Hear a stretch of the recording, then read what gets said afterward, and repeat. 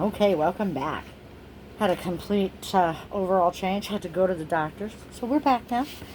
And we're going to finish our book for the Baliey School kids today. We left off on chapter 11. So here we go.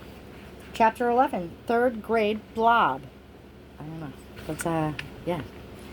Eddie plopped down right in the middle of the aisle 6. Life without chocolate, without gumdrops, without lollipops. It's unthinkable, Howie said.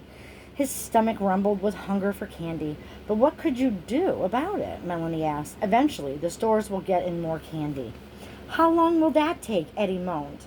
He fell backwards onto the floor and rolled around like he was in pain. The problem is that Mr. Sparks might buy it all up again, Liza said softly. Eddie sat up. We have to stop him. Liza looked at the empty shelves and her eyes got big. I do have an idea, she said, but you're not going to like it. Eddie jumped up from the floor and grabbed Liza's arm. Tell me, he said. I'll do anything. Anything, Liza asked. You mean you'll actually work? Melanie asked Eddie.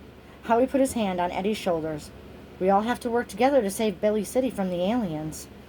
Some things, like candy, are worth working for, Eddie said seriously. Tell me your plan. I'm ready to help. Liza bent her head down and whispered her idea. She was right. Eddie didn't like the plan, but he did agree to follow it. Meet back here in an hour, Liza told her friends, and bring reinforcements. Liza, Melody, Howie, Eddie scattered. In exactly 1 hour, they returned with a few other kids. What's this all about? A kid named Patrick asked. A pretty girl named Becky shrugged. All right. Well, sticking pages. I don't know, but if it helps us get candy for Halloween, I'll try anything. Patrick and the other kids nodded. They walked around the store with Liza, Melody, Howie, and Eddie. Soon, their arms were loaded with supplies. Do you really think this will work? Howie asked his friends. It has to, Eddie said. I can't go through life without candy. I'll shrivel up and be a third-grade blob. Melanie giggled. All right, Mr. Blob, let's head over to my house and get ready to kick some alien behind. Chapter 12. Choco Line. Oh, okay. This is it, Melanie said. Party day. I hope this works, Howie said. The 4 kids were in Melanie's kitchen. It was Saturday, and they were dressed in their costumes. Eddie had already stuck Melanie twice with the Viking horns, and Howie had accidentally swung his cowboy hat into Liza's eye. Good Lord. Liza was so nervous she kept turning the light in her Statue of Liberty torch on and off. Melanie squeezed her laser gun tight and wondered if Mr. Sparks had a real laser that would work on kids. Oh, that's awful. No. We're as ready as we'll ever be, Liza said with a big sigh. Let's go. Rawr, Eddie yelled, beating his chest. Me Viking. Me scare alien. The 4 kids grabbed their trick-or-treat bags and headed to Baliey Elementary. Mr. Sparks could be gone, Howie suggested as they walked down the sidewalk. Maybe he got all the candy he needed and blasted off before the party. Melanie smiled.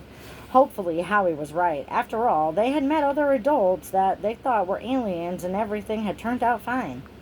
The Halloween party will probably be fine too. Wouldn't it? We're going to find out. No such luck. Eddie groaned as Mr. Sparks greeted a line of kids at the door. Welcome, Mr. Sparks squeaked with a big smile. Please put your candy in here. Mr. Sparks pointed to the huge black bowl the kids had seen backstage. I bet that's what he used to convert the candy into energy for the spaceship, Liza whispered.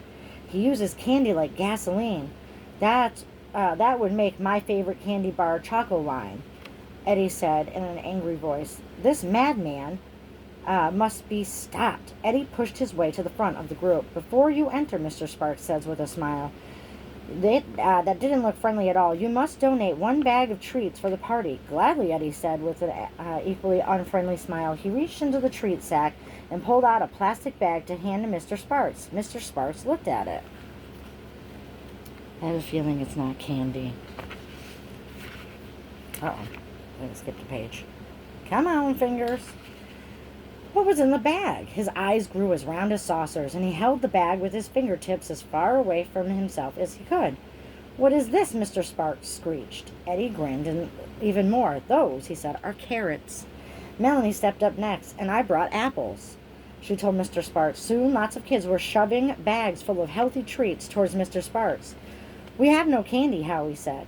We brought fruit and vegetables. That's right, Liza said. All the candy is gone. There's nothing left. No, Mr. Sparks yelled. You've ruined everything.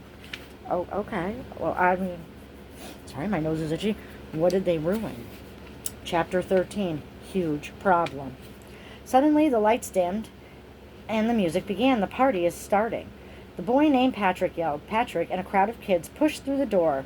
Liza, Melanie, Eddie, and Howie huddled together near the punch bowl. Do you think our plan worked? Liza asked. Melanie shrugged. I don't see Mr. Sparks anymore. Maybe we scared him off. Kids danced and showed off their costumes throughout the gym, but Melanie couldn't see Mr. Sparks' shiny pants anywhere. A loud roaring noise rumbled through the gym, shaking the wooden floors. They need to turn their music down, Howie yelled. Eddie shook his head. That isn't music. That's Mr. Sparks taking off. Liza's eyes got wide. Let's go check. The kids looked backstage for Mr. Sparks. He was nowhere to be found. The storage room was empty. Every control panel had disappeared. Even the huge green blob was gone. This is wonderful, Liza squealed. We saved Baliey City from aliens. Melanie laughed. Did you see the look on Mr. Sparks' face when Eddie held up those carrots? I bet Mr. Sparks left this planet and will never come back. Eddie had a gloom look on his face. What's wrong? Howie asked Eddie. You should be happy. We saved the Earth. I am, Eddie admitted. But we still have a huge problem. We do? Liza asked. Eddie nodded sadly. We only have healthy snacks for treats. Melanie laughed.